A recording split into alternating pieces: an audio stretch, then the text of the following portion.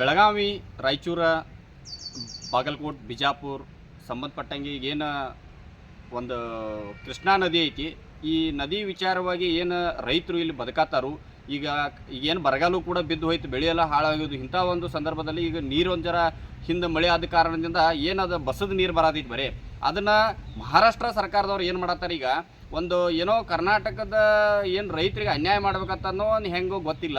ಒಟ್ಟು ಅವರು ಏನು ತಿಳ್ಕೊಬೇಕು, ಭಾರತ ದೇಶದ ರೈತರ ತಿಳ್ಕೊಂಡು ಕಿಶನ್ ಕರ್ನಾಟಕ ಮಹಾರಾಷ್ಟ್ರ ರೈತರ ಯಾವುದೇ ರೀತಿಯಿಂದ ನೋಡ್ಲಾರ್ದ ಇವ ನಮ್ಮ ಕೃಷ್ಣಾ ನದಿಗೆ ನೀರನ್ನು ಬಿಡಬೇಕಾಗ್ತೈತಿ. ಆದರೆ ಇವತ್ತು ಏನು ಮಾಡತ್ತಾರ ಅವ್ರ, ಅಲ್ಲಿ ಏನು ಕೊಲ್ಲಾಪುರ ಜಿಲ್ಲೆ ಏನು ರಾಜಾಪುರ ಬ್ಯಾರೇಜ್ ಐತಿ, ಆ ರಾಜಾಪುರ ಬ್ಯಾರೇಜ್ದಂದೆ 4 ಮಂದಿ ಸಿಬ್ಬಂದಿಗಳನ್ನ ಹಚ್ಚಿಕೆಸಿಂದ, ಪೊಲೀಸ್ ಬಂದೋಬಸ್ತ್ ಹಚ್ಚಿಕೆಸಿಂದ ನೀರನ್ನು ತಡೆ ಹಿಡಿತಕ್ಕಂಥ ಒಂದು ಏನು ಕೆಲಸ ಮಾಡತ್ತಾರೋ ಇದು ಬಹಳಷ್ಟು ಒಂದು ಅನ್ಯಾಯದ ಕೆಲಸ ಆಗತೈತಿ. ಅದಕ್ಕೆ ನಾವು ಒಂದು ಮಹಾರಾಷ್ಟ್ರ ಸರ್ಕಾರಕ್ಕೆ ಒಂದು ವಿನಂತಿ ಮಾಡ್ಕೊಳ್ಳೋದು ಏನಪ್ಪ ಅಂತಂದ್ರೆ, ಈಗ ಏನು ನೀವು ನೀರು ಬಿಡಾತೀರಿ, ಈ ನೀರು ನೀವು ಎಷ್ಟು ದಿವಸത്തെ ಹಿಡ್ಕೊಂಡು ಕುಂಟ್ರಾದಿರಿ. ಈ ನಾಳೆ ಮಳೆಗಾಲ ಚಾಲೂ ಆಯ್ತಪ್ಪ ಅಂತಂದ್ರೆ ನಿಮ್ಮ ಡ್ಯಾಮ್ದಾಗೆ ನೀರು ಬಿಡಬೇಕಾದ್ರೆ ಮತ್ತೆ ಈಗ ನಮ್ಮ ಕೃಷ್ಣಾ ಹೊಳೆಗೆ ನಾವು ನೀರು ಬಿಡಬೇಕಾಗ್ತೈತಿ ಕಂಪಲ್ಸರಿ. ಅದಕ್ಕೆ ಎಲ್ಲ ನೀರು ನಿಮ್ಗಂತೂ ಹಿಡ್ಕೊಂಡು ಕುಂಡ್ರೋದು ಆಗಂಗಿಲ್ಲ. ಅದಕ್ಕೆ ಇದನ್ನೊಂದು ಸ್ವಲ್ಪ ತಿಳುವಳಿಕೆ ಇರಲಿ. ಇದರೊಳಗೆ ಯಾವುದೇ ರೀತಿಯಿಂದ ರಾಜಕಾರಣ ಮಾಡಲಾರ್ದ ನೀರನ್ನು ತಾವು ದಯವಿಟ್ಟು ನೀರನ್ನು ಹರಿಸಬೇಕು.